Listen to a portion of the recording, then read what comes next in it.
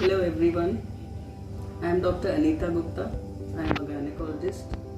Presently I am working as an associate director in a hospital in New Delhi by the name of Fortis Law Firm in Greater Kailash Bagh. So आज हम जो commonly asked questions हैं, usually अगर आप जाते हो gynecologist से एकदम पूछना चाहते हो और आपको कई बार हिचकिचाहट होती है कि हम पूछें ना पूछें, तो आज हम 5 क्वेश्चंस डिस्कस करते हैं इस तरह के, जिसके कि मैं आपको जवाब देती हूँ। हो सकता है आप पूछना चाहें, हो सकता है आपकी मदर पूछना चाहें। तो सबसे पहला क्वेश्चन, अगर आप यंग हो, टीनेजर हो, तो आपकी मदर कई बार परेशान हो सकती है इस चीज़ से। अगर आपको पीरियड्स जल्दी एज में शुरू हो गए, मान लीजिए आप 8-9 साल के हो, या आपको पीरियड शुरू नहीं हुए, आप 12-13 साल के हो गए, तो आपकी मदर वरीड होंगी। कई बार वो सोचती हैं, अड़ोसी पड़ोसी कह देते हैं, अरे इसको ऐसे हुआ, उसको वैसे हुआ, ये तो नॉर्मल है।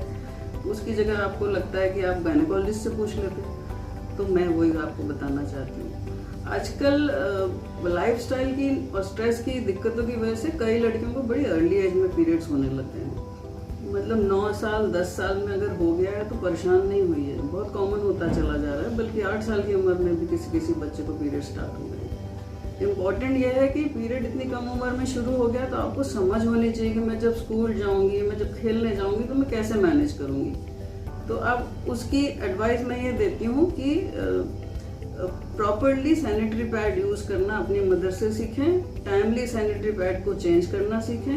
पीरियड हैवी है, कम है, नहीं, आप एक सिस्टम बना लीजिए कि मुझे हर 4 घंटे में एक पैड को चेंज करना है। तो कभी आप मेस्ड अप नहीं हो गए कि स्कूल में आपके कपड़े गंदे हो गए, आप खेलने गए तो आपके कपड़े गंदे हो गए। दूसरी चीज़, अगर आपकी एज 12-13 साल हो गई है और पीरियड नहीं हुए, तो आपको कई बार लगता है मेरी उस फ्रेंड को हो रहा है, उसको हो रहा है, आपकी मदर भी वरीड होती है। मत वरीड होइए, ये भी नॉर्मल है।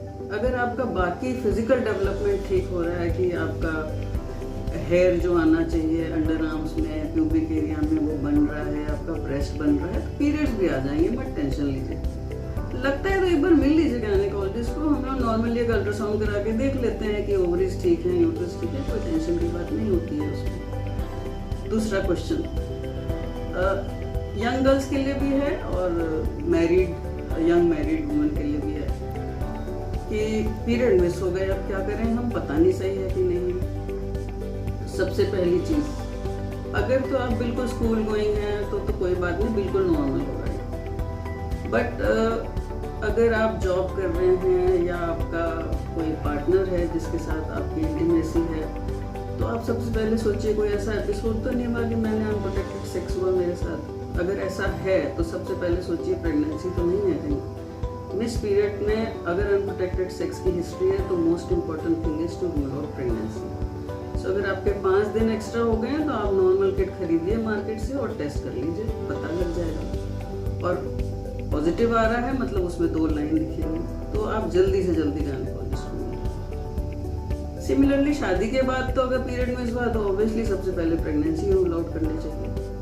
बट अगर आप श्योर है कि प्रेगनेंसी नहीं है, तो अगर साल में एक बार ऐसे हो जा रहा है तो वो नॉर्मल होता है, इसलिए पैनिक मत करो। एक बार ये ऐसे हो गया और आप श्योर हो प्रेग्नेंट नहीं, तो आप वेट एंड वॉच भी कर सकते हो, पीरियड आ जाएगा। स्ट्रेस करोगे कि क्यों नहीं आ रहा, तो नहीं आएगा पीरियड और डिले होता चला जाएगा। सो ये भी बड़ी मतलब कॉमन चीज है, बट वही यू शुड बी श्योर कि प्रेगनेंसी तो नहीं हो सकती है। सो अनदर क्वेश्चन जो कभी आपको लगता है कि मेरा वेट ही बढ़ता चला जा रहा है, पता नहीं क्या हो गया, मैं इतनी एक्सरसाइज करती हूँ, मैं डाइट भी करती हूँ, तो मेरा वेट क्यों बढ़ता चला जा रहा है। अब उसमें हो सकता है नॉर्मली जब आप टीनेज में होते हो उस टाइम पे आपका ईटिंग हैबिट्स थोड़ी बिगड़ी होती हैं, आप जंक फूड खा रहे होते हो, आप टाइम से सोते होते नहीं हो, ज़्यादा रात में जग रहे हो, कभी ठीक से एक्सरसाइज नहीं कर रहे हो, तो पॉसिबल है कि अगर आप सोच रहे हो कि मैं तो एक्सरसाइज भी कर रही हूँ, डाइटिंग भी कर रही हूँ, पर आप गलत एक्सरसाइज कर रहे हो, गलत खाना खा रहे हो, तो उसमें थोड़ा सा मैं चाहूँगी कि किसी डाइटिशियन को बात कर लो। आपके वेट, आपकी हाइट के हिसाब से वो आपको एक प्रॉपर डाइट बता देगी और वेट रिडक्शन हो जाएगा। फिर भी अगर नहीं हो रहा है तो एक पॉसिबिलिटी है कि आपको PCOD तो नहीं हो रहा कहीं, उस केस में आपको एक गायनेकोलॉजिस्ट से मिलना चाहिए। तो हम लोग फिर एक अल्ट्रासाउंड कराते हैं, उसमें रूल आउट कर लेते हैं पीसीओडी है कि नहीं है। अगर तो पीसीओडी है तो उसका ट्रीटमेंट देते हैं, ट्रीटमेंट के साथ साथ वेट रिडक्शन आराम से शुरू हो जाता है। तो इसलिए वेट रिडक्शन से घबराओ मत, मेंटली डिप्रेस्ड मत हो कि अरे मेरा तो वेट बढ़े जा रहा है, मेरे साथ के लोग मेरा मजाक बनाते हैं। कोई किसी का मजाक नहीं बनाता। हैव सेल्फ कॉन्फिडेंस, वेट भी रिड्यूस होएगा ही, don't worry. Another common question जो कि आप प्लान तो कर रहे हो प्रेगनेंसी आपको पता भी लग गया हो गई, तो पर आपको समझ नहीं आता कि अब मैं क्या करूं। घर में हो सकता है आपकी मदर इन लॉ या दादी वगैरह बोले कि अरे सबको होती है प्रेगनेंसी, सब ठीक है, तो नहीं। बट उसमें आजकल के ज़माने में ऐसे नहीं बैठे रहना होता है। आजकल के ज़माने में आपको जैसे ही पता लगा कि आपको प्रेगनेंसी हो गई, आप गायनेकोलॉजिस्ट को विजिट करो। वो आपके बहुत सारे टेस्ट कराते हैं, कोई चीज़ कमी है तो मेडिसिन स्टार्ट करते हैं, जब राइट टाइम है तो अल्ट्रासाउंड करा के देखते हैं कि okay it is a healthy growing pregnancy, so that आप कोई किसी कॉम्प्लिकेशंस में एंड अप ना करो। अनदर क्वेश्चन इज आपकी एज ज़्यादा हो गई है, 45 ईयर्स प्लस हो गए हैं, आपको पीरियड्स कभी हैवी हो जा रहे हैं, कभी इरेगुलर हो जा रहे हैं, आपको समझ नहीं आ रहा, आपके साथ वाले बोल रहे हैं कि अरे ये तो होता है, जब पीरियड्स बंद होने वाले होते हैं तब ऐसा होता है, बट ऐसा है नहीं। 45 ईयर्स के बाद अगर आपके पीरियड्स हैवी हो रहे हैं या इरेगुलर ब्लीडिंग हो रही है, दैट इज़ नॉट नॉर्मल। आप एक गायनेकोलॉजिस्ट को मिलिए। कई बार तो हार्मोनल इम्बैलेंस जैसी सिंपल चीज़ होती है, आपको दवाइयाँ दी जाती है, वो ठीक हो जाता है।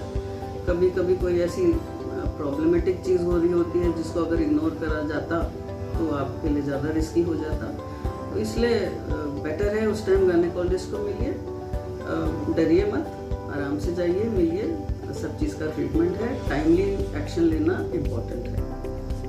सो और भी बहुत सारे क्वेश्चन सबके दिमाग में आते हैं, तो कभी भी ऐसे घबराना नहीं चाहिए। क्वेश्चन के लिए भी अगर गायनेकोलॉजिस्ट के पास जाना पड़े तो चले जाओ। आजकल गायनेकोलॉजिस्ट भी हम लोग बड़े ओपन माइंडेड हो गए हैं, हम बहुत आराम से बताते हैं, सजेशंस देते हैं। इसलिए हमेशा रिलैक्स करिए, फ्रेंडली बिहेवियर होता है आजकल हमारा पेशेंट के साथ में। हम वैसे स्टर्न वाले नहीं रह गए पहले ज़माने में जो होता था कि गायनेकोलॉजिस्ट के पास जाने में डर लग रहा है।